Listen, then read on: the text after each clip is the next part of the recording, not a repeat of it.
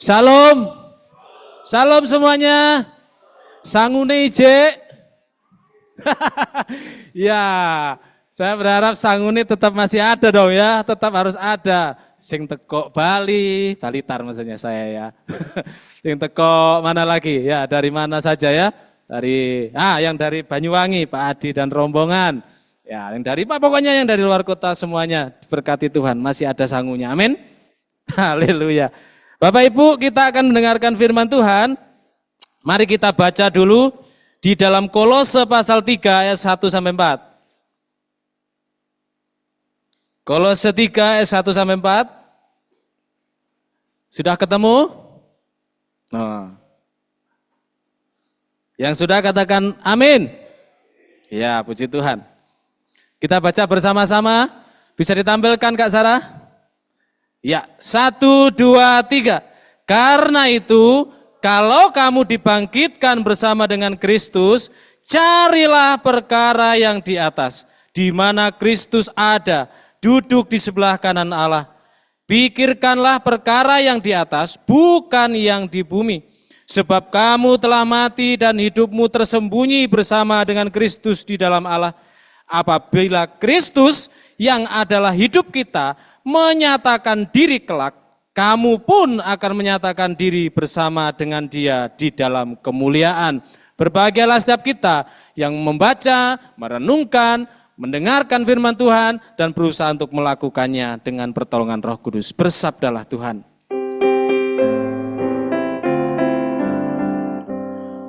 Bersabdalah Tuhan, kami mendengarkan. Bersabdalah Tuhan, kami mendengarkan.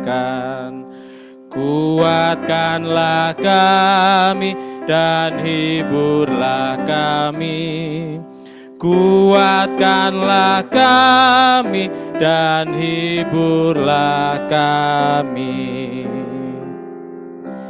Bapak Ibu yang terkasih dalam Tuhan Yesus, tema pada saat pagi hari ini yaitu carilah perkara yang di atas, ya. Carilah perkara yang di atas. Bapak Ibu yang terkasih dalam Tuhan Yesus, kita masih dalam nuansa yaitu pasca kebangkitan Tuhan Yesus. Baru saja kita memperingati Paskah Bapak Ibu, ya. Hari kebangkitan Tuhan Yesus. Nah, baru saja juga kita melihat, mendengar, juga mengikuti saudara kita, ya, yang menurut mereka itulah hari kemenangan besar. Mereka merayakan yang namanya Hari Raya Idul Fitri, ya, Idul Fitri.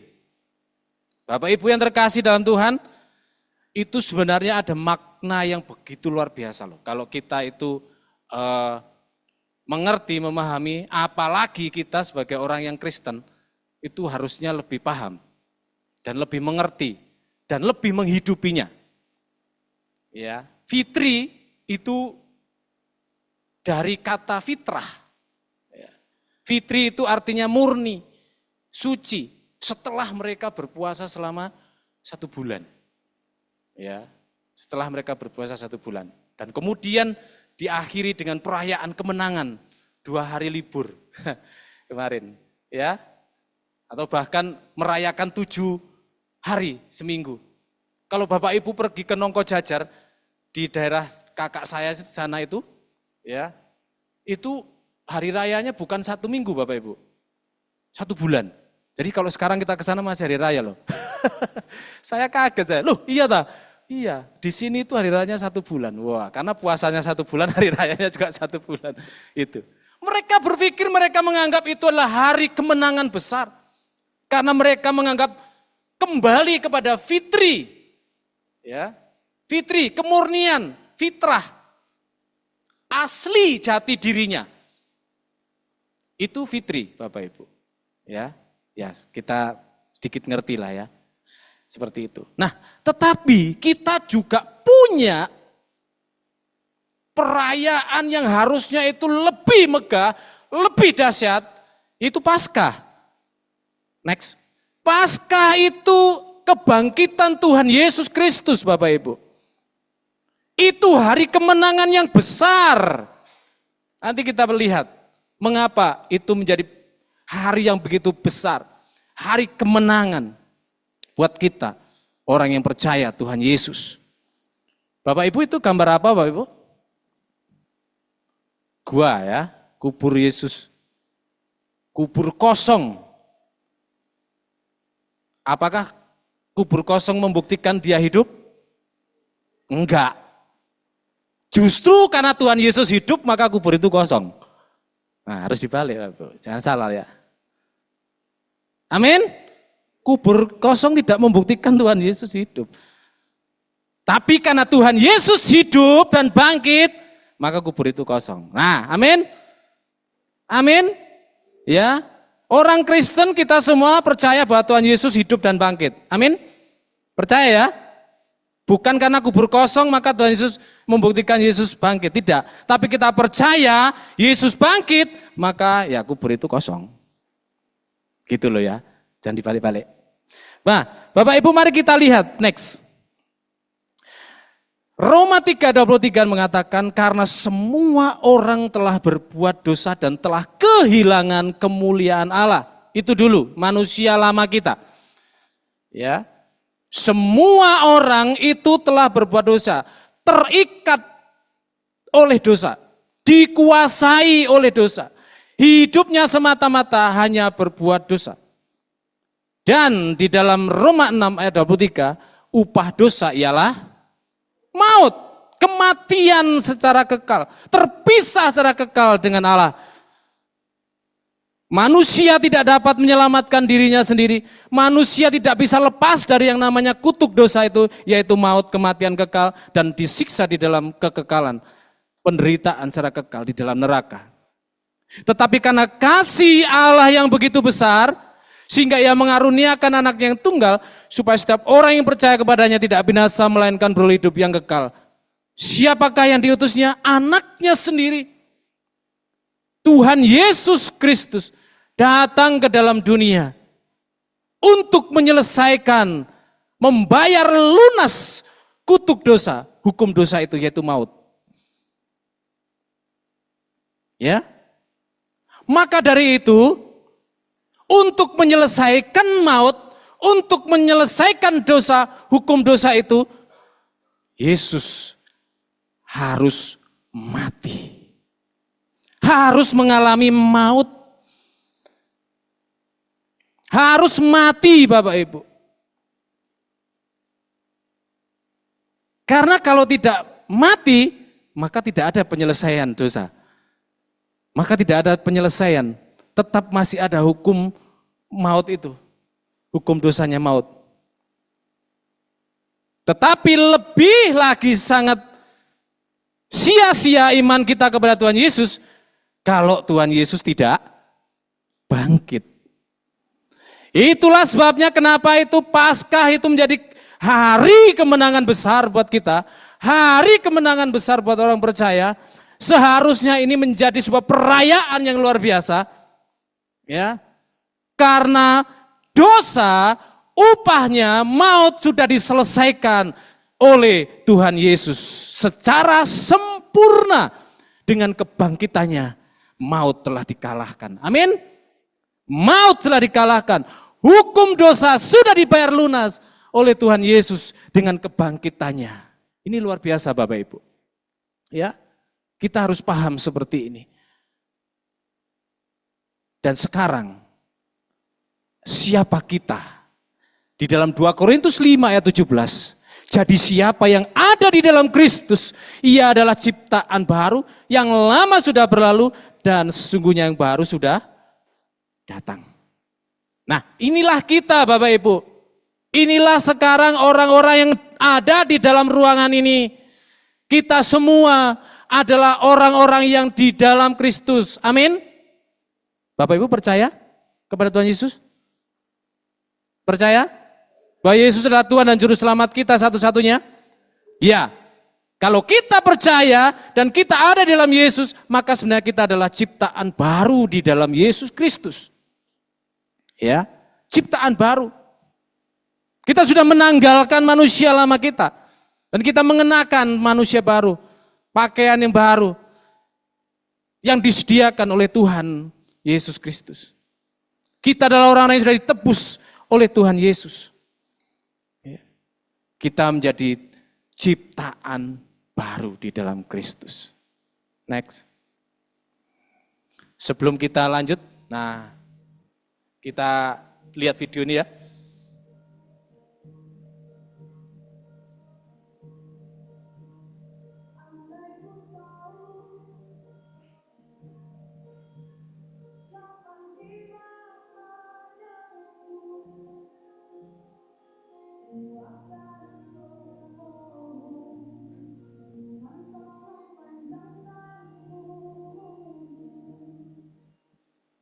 Wes, pendek aja, nanti takut.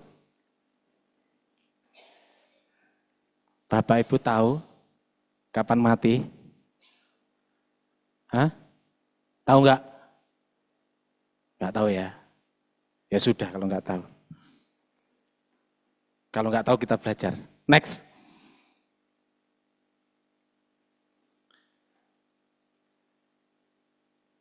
Andai ku tahu kapan tiba matiku. Aku ya enggak aruh kapan. Tapi justru karena kita tidak tahu kapan kita mati, kita harus belajar lebih sungguh menghidupi identitas baru di dalam Kristus. Kita mempunyai identitas baru dalam Kristus. 1 Petrus 2 ayat 9. Nanti dibaca sendiri ya. Nah, Bapak Ibu, sebagai manusia baru, kita mengenakan pakaian yang baru di dalam Yesus Kristus. Kita sudah diberikan pakaian yang baru. Kita menanggalkan pakaian yang lama kita. Pertanyaannya, mati itu pasti, ya kan? Ya, mati itu pasti. Kita semua akan pasti mati. Pasti mati, pasti akan mengalami kematian kita semua. Nah, tapi kematian yang kita alami adalah kematian bukan lagi sebagai apa? Hukuman, Bapak Ibu. Bukan. Kita memang mati, tapi itu bukan lagi sebagai hukuman. Tapi jalan menuju kemuliaan yang kekal. Nah, jadi nggak perlu takut mati ya. Nggak perlu takut mati. Dan nggak usah minta mati. Nggak usah. Biarkan saja Tuhan yang mengendaki kematian kita. Kapanpun. Semua pengen umur panjang? Siapa yang pengen umur panjang? Wah, lah kok titik man? Iki orang putus asa semua atau gimana? Aneh ya. Siapa yang mau umur panjang?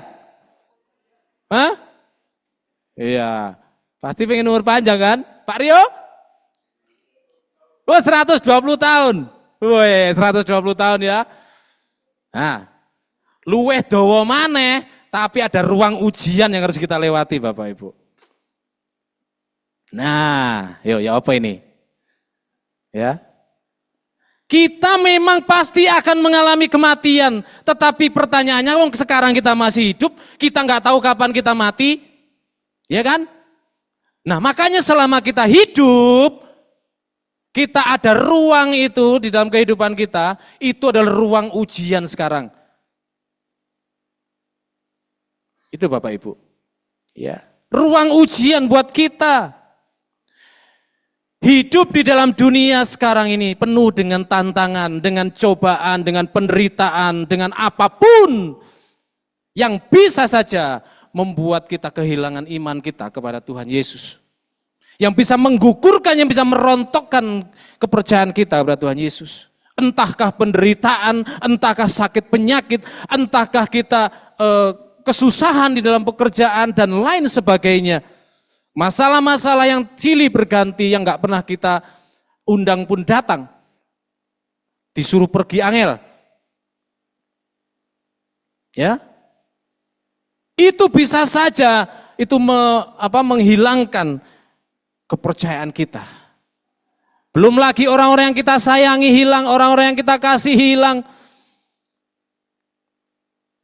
Entah meninggalkan kita, menyakiti kita. Tapi satu hal, kita tidak boleh kehilangan iman kita kepada Tuhan. Amin. Ya.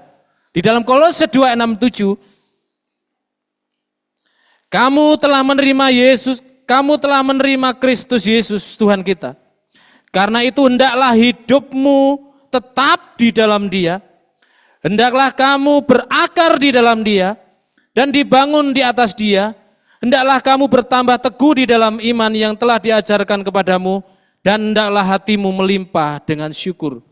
Bapak Ibu, inilah selama di dalam ruang ujian, selama kita hidup di dalam dunia ini yang dikehendaki oleh Tuhan.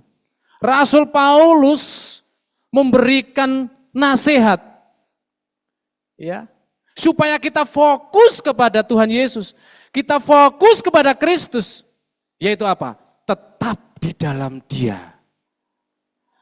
berakar di dalam Dia, dibangun di atas Dia, dan kemudian bertambah teguh dalam iman kepada Dia. Apakah kita menyadari akan hal ini? Seharusnya kalau kita tahu identitas baru di dalam Kristus, kemudian prosesnya tadi betapa dahsyatnya, Allah sendiri yang datang ke dalam dunia untuk menebus kita dan mengenakan kita manusia baru, maka ini adalah tanggung jawab kita. Kita memang pasti mati dan kita pasti masuk surga, amin? Bersama Tuhan Yesus. Tapi kita masih ada ruang yang harus kita lalui, ruang kehidupan kita di dalam dunia. Dan ini tugas kita Bapak Ibu.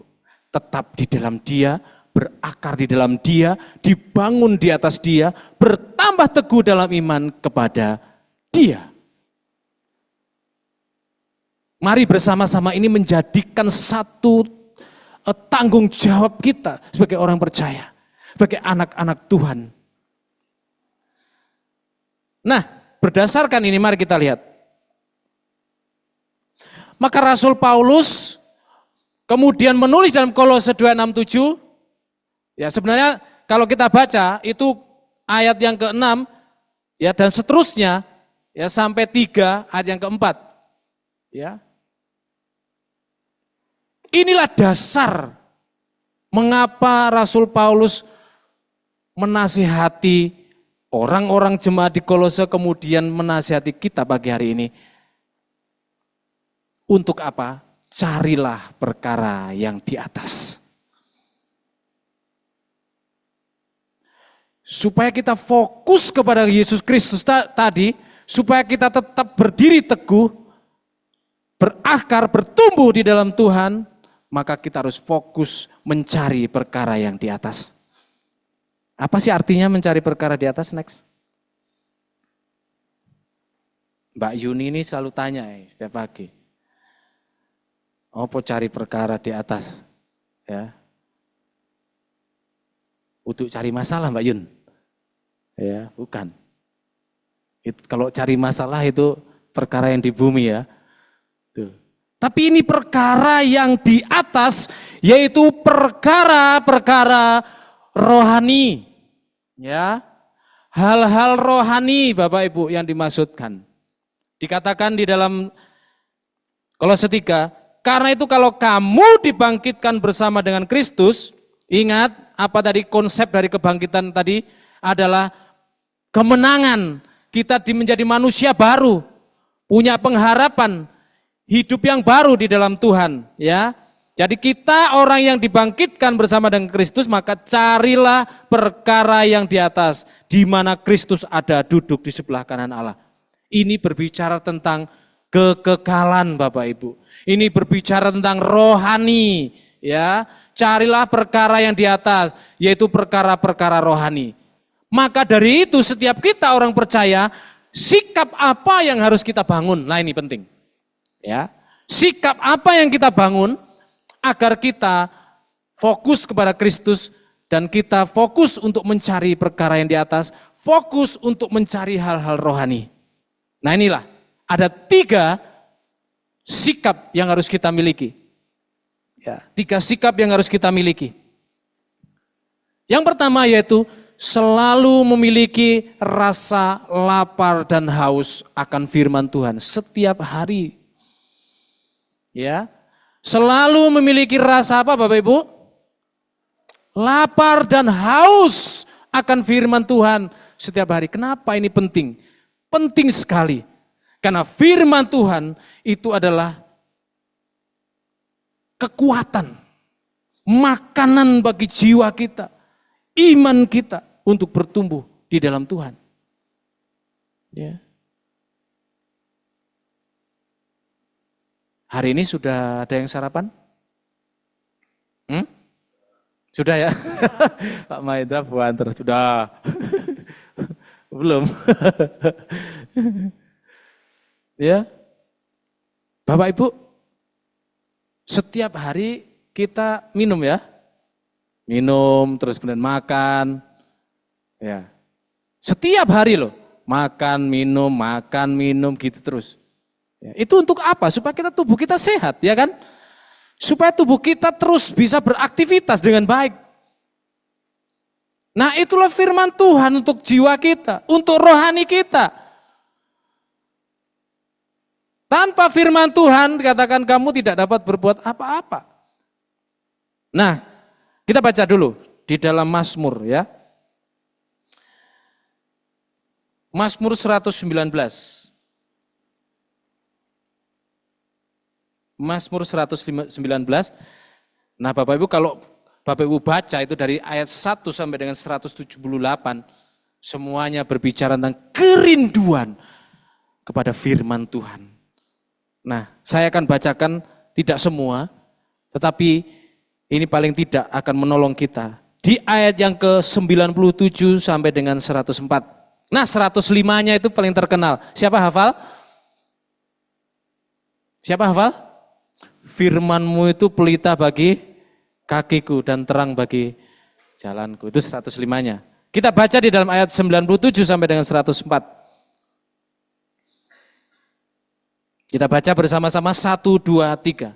Betapa ku cintai Taurat-Mu, aku merenungkannya sepanjang hari. Perintah-Mu membuat aku lebih bijaksana daripada musuh-musuhku, sebab selama-lamanya itu ada padaku. Aku lebih berakal budi daripada semua pengajarku, sebab peringatan-peringatan-Mu kurenungkan. Aku lebih mengerti daripada orang-orang tua, sebab aku memegang titah-titah-Mu. Terhadap segala jalan kejahatan aku menahan kakiku, supaya aku berpegang pada firman-Mu. Aku tidak menyimpang dari hukum-hukum-Mu, sebab Engkaulah yang mengajar aku. Betapa manisnya janji-Mu itu bagi langit-langitku, lebih daripada madu bagi mulutku. Aku beroleh pengertian dari titah-titah-Mu. Itulah sebabnya aku benci segala jalan dusta.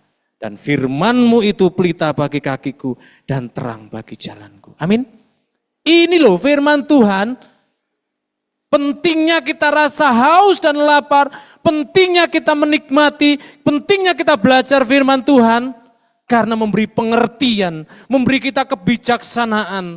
Memberi kita pengetahuan. Ya. Ini luar biasa Bapak Ibu. Nah, Bapak Ibu tolong ya terus belajar, terus membaca firman Tuhan setiap hari. Saya takut ketika Bapak Ibu klik lihat YouTube, terus kemudian menemukan ajaran-ajaran yang menyesatkan, Bapak Ibu tidak tahu. Karena tidak pernah membaca firman Tuhan, belajar firman Tuhan yang benar. Ya. Oleh sebab itu, saya sangat menghimbau untuk semua jemaat GKRI Misial Aletheia ikut ABC. Apa ABC, Pak? Bukan kecap ya. Tapi Aletheia Bible Class. Ya. Aletheia Bible Class. Tanggal 26 April kita mulai. Ya. Berarti minggu depan ya. Nah, tanggal 26 April. Dicatat tanggal 26 April. Enggak perlu datang ke sini via Zoom. online. Tapi kalau mau datang ke sini ya nggak apa-apa. Silahkan buka Zoom di sini. Kalau saya ngajar, saya tidak ngajar di sini. Di kamar saja saya. kan online bebas ya. Oke. Ikut ya. ABC ikut. Amin. Ya. Mari Bapak Ibu kita belajar. Ini banyak hal yang menyesatkan, pengajaran-pengajaran yang menyesatkan. Datang silih berganti. Ya.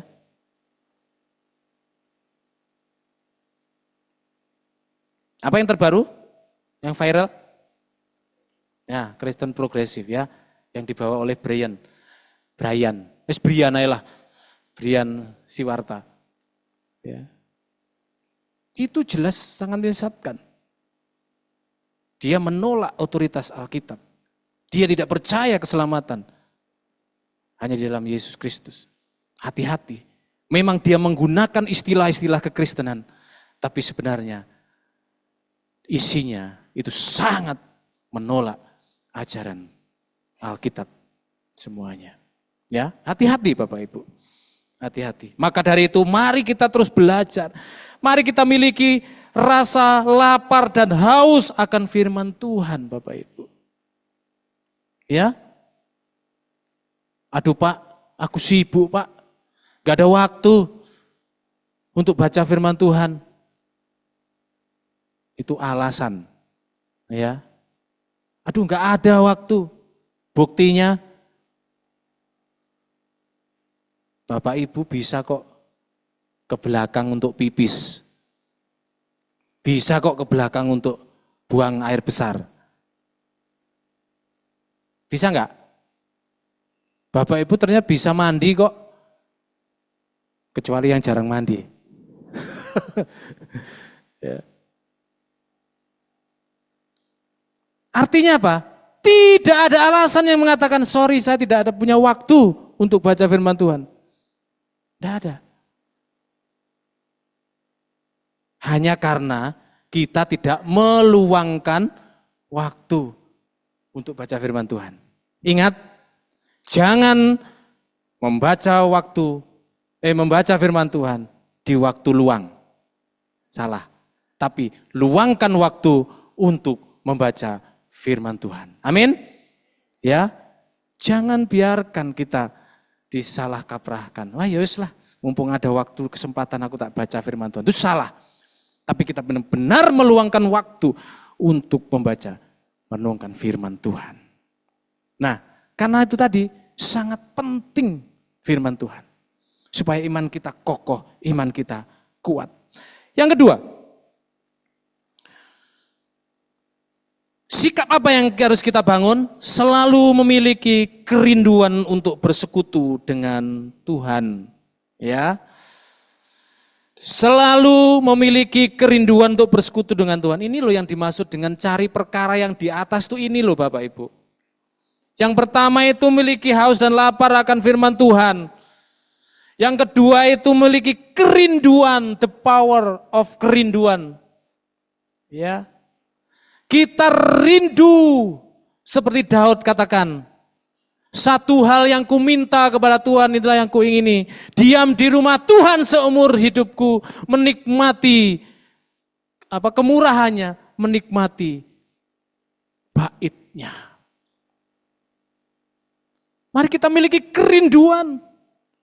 Bani Korah juga mengajarkan, ketika hatinya gundah gulana, ketika hatinya hidupnya penuh dengan penderitaan, maka dia katakan, seperti rusa yang haus, merindukan air. Demikianlah jiwaku merindukan Engkau ya Tuhan. Aku berlari-lari di tengah kepadatan manusia mendahului mereka. Menuju kemana? Bait Allah. Di tengah sorak-sorai. Ya, itu. Nah, mari kita miliki seperti ini Bapak Ibu. Kerinduan yang besar. Seperti Korah, seperti Daud.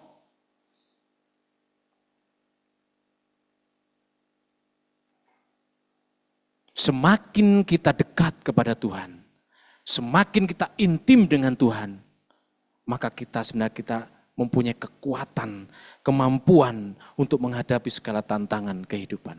Amin. Ya. Semakin kita erat dengan Tuhan, maka kita akan semakin kuat. Semakin kita akrab dengan Tuhan, maka kita semakin mengerti apa yang namanya berharap kepada Tuhan. Semakin kita dekat kepada Tuhan, kita akan mengalami ketenangan. Hanya dekat Allahku. Apanya? Rasa tenang hatiku, ya kan? Kita semakin tenang. Karena semakin kita tenang, firman Tuhan katakan apa? Disitulah letak kekuatanmu. Disitulah kita bisa berdoa. Disitulah kita bisa memuji Tuhan, menyembah Tuhan. Sehingga tantangan demi tantangan apapun yang membuat tadi ya, kita hidup di dalam ruang ujian ini, itu tidak bisa menggoyahkan iman kita kepada Tuhan. Amin. Miliki kerinduan untuk bersekutu dengan Tuhan. Jangan pernah meninggalkan persekutuan. Jangan pernah meninggalkan, melupakan yang namanya ibadah. Jangan pernah Bapak Ibu. Apalagi jangan pernah Bapak Ibu meninggalkan persekutuan pribadimu dengan Tuhan. Di rumah, di keluarga. Ya. Inilah yang disebut mencari perkara yang di atas. Mendekatkan diri kepada Tuhan setiap saat, setiap waktu. Semakin intim, semakin akrab. Dan yang ketiga, sikap apa yang harus kita bangun? Yaitu selalu memiliki komitmen untuk melakukan kehendak Tuhan. Amin. Ya, orang Kristen itu harus memiliki komitmen untuk terus melakukan kehendak Tuhan, Bapak Ibu. Apa kehendaknya? Kembali lagi ke 1 dan 2. Kehendaknya yaitu kita membaca, belajar firman Tuhan. Kehendaknya yaitu kita semakin hari semakin rindu kepada Tuhan. Itu kehendaknya.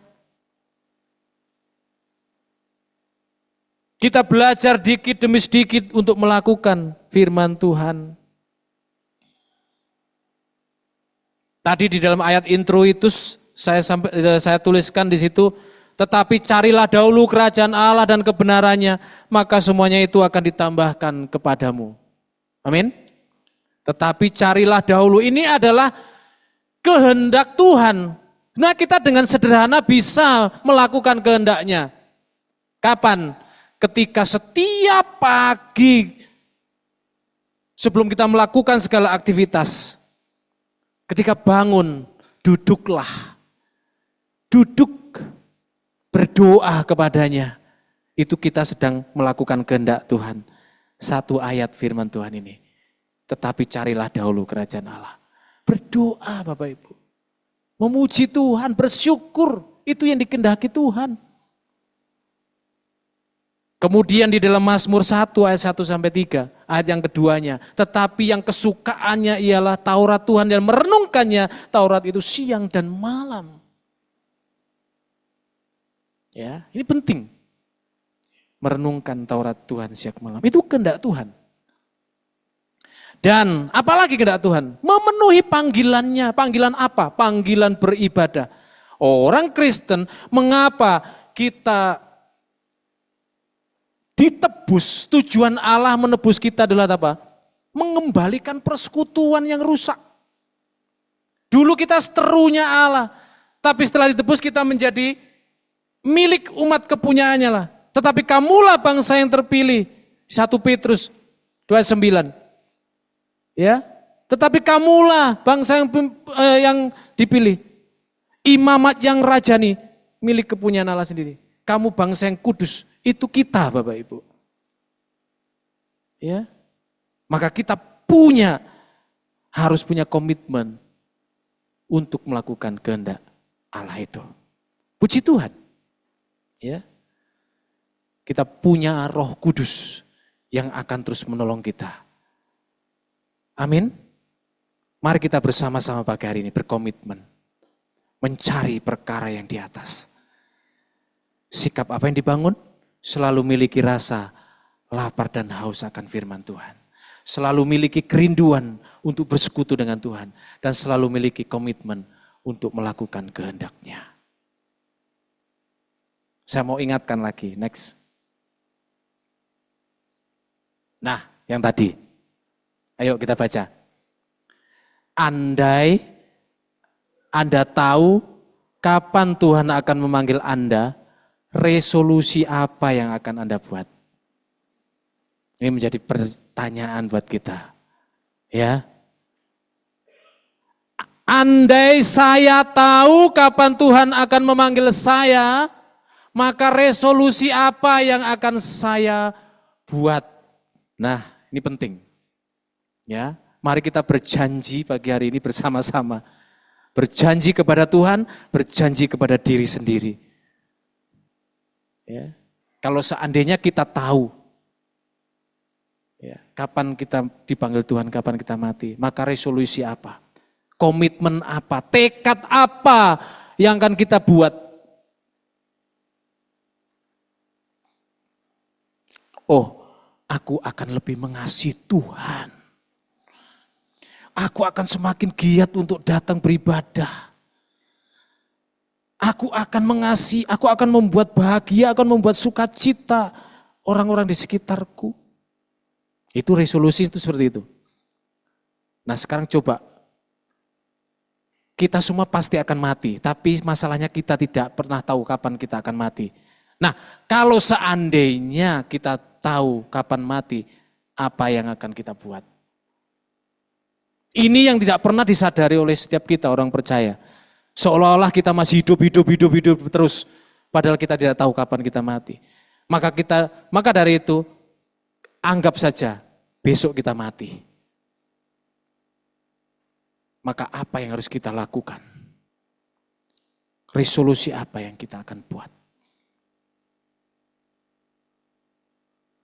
Saya akan akhiri dengan seorang Agustinus. Semua orang karena dosa, ini dulu sebelum kita ditebus. Semua orang karena dosa sudah meletakkan cinta kasih kepada hal yang salah. Semua menjadi kacau, yang seharusnya dibenci malah dicintai.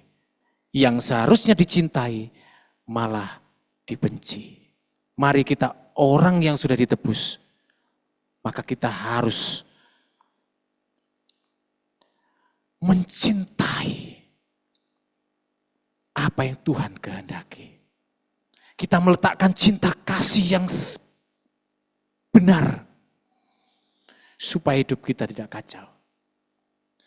Kita mencintai Tuhan lebih lagi, mencintainya dengan segenap kekuatan kita.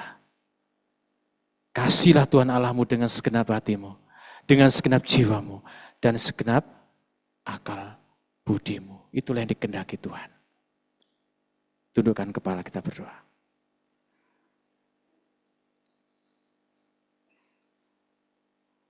Main musik. Mari kita nyatakan pernyataan iman kita. Yang terutama. Kita anak pujian yang terutama di dalam hidup ini. Mari kita dengan sungguh-sungguh. Haleluya. Terima kasih Tuhan firman-Mu.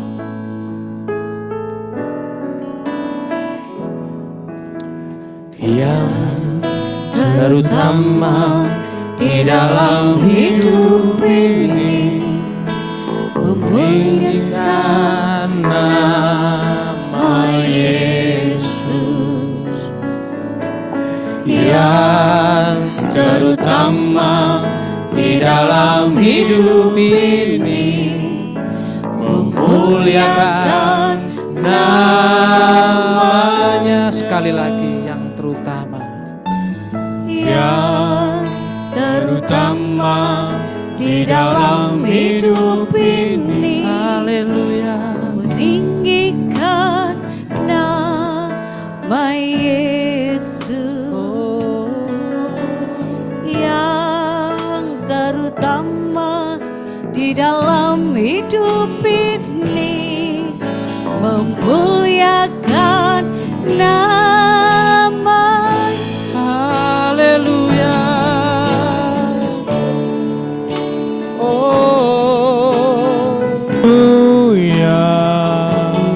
Saya mencinta Yesus. Haleluya. Haleluya. Saya Cinta Yesus. Bapak Ibu yang terkasih, andai Anda tahu kapan Anda dipanggil Tuhan, komitmen apa, tekad apa yang akan hendak Bapak Ibu lakukan? Sampaikan kepada Tuhan pagi hari ini. Haleluya. Apa yang hendak Bapak Ibu perbarui, sampaikan kepada Tuhan Yesus.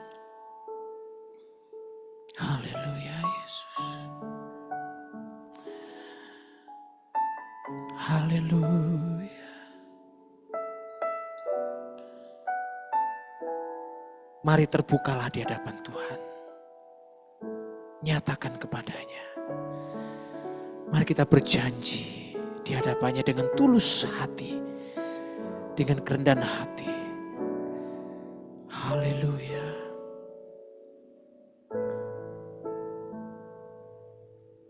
Apakah selama ini Bapak Ibu sudah ada rasa haus dan lapar akan firman Tuhan? Apakah selama ini Anda memiliki kerinduan untuk terus bersekutu dengan Tuhan? Apakah selama ini ada komitmen untuk melakukan kehendak Tuhan? Mari Bapak Ibu nyatakan kepada Tuhan. Terima kasih Tuhan Yesus.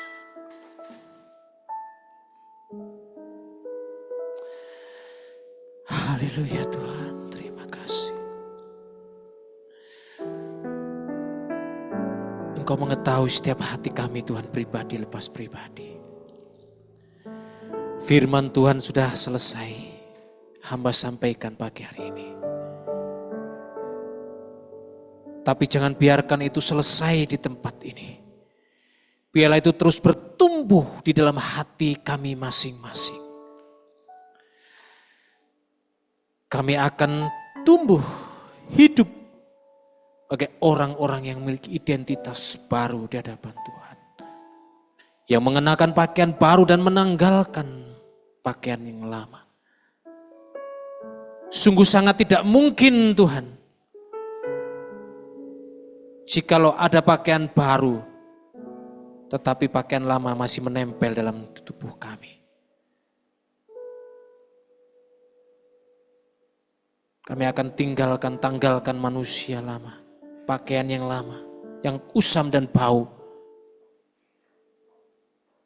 Kami akan kenakan pakaian yang baru yang Tuhan berikan pada kami. Dengan komitmen untuk mencari perkara-perkara yang di atas. Fokus kepada Tuhan Yesus. Ya Allah Roh Kudus, tolong kami. Ya Allah Roh Kudus, sertai kami, ingatkan kami, mampukan kami untuk menjalani hidup kami seturut dengan kehendak Tuhan, sebagaimana yang Tuhan kehendaki. Berkatilah ya Tuhan umat-Mu GKRI Misi Aletheia. Dari anak-anak sekolah minggu, pemuda remaja, dewasa, lansia. Tidak terkecuali Tuhan, tolong kuatkan iman kami. Berikan kepada kami hati yang terus mengasihi Tuhan, yang mencintai Tuhan. Dengan tindakan nyata kami, yaitu mencintai gereja-Mu di tempat ini. Terima kasih Tuhan, terima kasih. Pagi hari ini Tuhan kami berdoa kiranya Allah mendatangkan jiwa-jiwa baru. Ada banyak Tuhan jiwa-jiwa yang memerlukan Engkau. Jiwa-jiwa ya Tuhan yang perlu kasih-Mu. Terima kasih Tuhan jikalau Engkau sudah memanggil begitu banyak orang-orang untuk kembali kepada jalan-Mu. Di negara-negara yang lain selain Indonesia, Tuhan sudah menyatakan kemuliaan-Mu. Enggak ada banyak orang berbondong-bondong kepadamu. Dan kami berdoa ya Tuhan untuk sekitar Bungurasi ini. Mari Tuhan Kau juga akan kirimkan jiwa-jiwa datang kepada Tuhan. Pakailah kami ya Tuhan umat-Mu untuk mengajak, menceritakan firman Tuhan. Karena ada banyak orang yang lapar dan haus akan Engkau Tuhan. Memerlukan kasih-Mu di sekitar kami. Oleh sebab itu tolonglah kami Tuhan. Terima kasih Tuhan Yesus. Terima kasih. Kami berdoa ya Tuhan memberkati pelayanan yang ada di GKRI Misi Aletheia. Secara khusus ya Tuhan untuk pelayanan sekolah KB Tunas Aletheia. Tuhan, kiranya Engkau memberkati segala daya upaya yang dilakukan. Melalui sosial media, brosur, dari mulut ke mulut, kiranya ada banyak anak-anak yang dibina dididik di tempat ini. Target 30 anak bisa tercapai ya Tuhan. Dalam nama Yesus. Dalam nama Yesus Allah yang penuh kuasa. Segala penghalang yang menghalangi, kami patahkan, kami hancurkan di dalam nama Yesus. Tuhan mari Tuhan. Pertolongan-Mu sungguh ajaib. Tuhan kami berdoa untuk jemaat-Mu yang saat ini memerlukan pertolongan Tuhan di dalam pemulihan kesehatan. Berkati pemulihan kesehatan untuk Bapak Ayub di dalam nama Tuhan Yesus. Biarlah kesembuhan ilahi nyata, mujizat Allah nyata untuk kesembuhan Bapak Ayub di dalam nama Tuhan Yesus. Dan juga untuk anak-anak kami yang sakit, hamba-hamba-Mu yang sakit, Tuhan jamah, pulihkan keadaannya. Karuniakan ya Tuhan kesembuhan sehingga sukacita memenuhi kehidupan mereka. Terpuji nama-Mu Tuhan kekal selamanya. Memberkati ya Tuhan untuk program daripada pengajaran pembinaan iman jemaat-Mu melalui program ABC. Tuhan tolong. Supaya semua dapat dilaksanakan dengan baik. Persiapan sudah dipersiapkan. Tuhan tolong berkati sertai. Hamba-Mu Bapak Heri sebagai koordinator, Tuhan tolong. Untuk dapat bisa mengerjakan semuanya ini dengan baik. Pakailah kami sebagai timnya untuk juga menolong. Bekerja sama dengan baik. Satukan hati kami. Visi kami. Roh Kudus tolong kami. Demikian juga ya Tuhan kami berdoa untuk seluruh jemaat-Mu. Berikan kerinduan. Hati yang mau belajar, sehingga ya Tuhan dengan penuh sukacita semangat menikmati pengajaran melalui ABC ini Tuhan. Terima kasih Tuhan Yesus, terima kasih. Kami memberkati ya Tuhan anak-anak-Mu, hamba-hamba-Mu yang sedang berulang tahun. Berkati Bapak Eka Wahyutama, berkati Ibu Henicin, berkati Rehat Mulyono, Gabriel Bintang, Elma Nainggolan. Terus tolong berkati mereka di dalam kehidupannya. Iman yang kuat. Semakin hari semakin mengasihi Tuhan. Mencintai Tuhan. Bertumbuh di dalam Tuhan. Di dalam studi, dalam pekerjaan, di dalam rumah tangga. Tuhan berkati mereka semua. Terima kasih Tuhan. Inilah doa syafaat kami yang kami naikkan di dalam nama Yesus yang telah mengajar kami berdoa. Bapa kami yang di surga, dikuduskanlah nama-Mu. Datanglah kerajaan-Mu, jadilah kehendak-Mu di bumi seperti di surga. Berikanlah kami pada hari ini makanan kami yang secukupnya. Dan ampunilah kami akan kesalahan kami, seperti kami juga mengampuni orang yang bersalah kepada kami. Dan janganlah bawa kami ke dalam pencobaan, tapi lepaskanlah kami daripada yang jahat. Karena Engkau-lah yang punya kerajaan dan kuasa dan kemuliaan sampai selama-lamanya. Amin.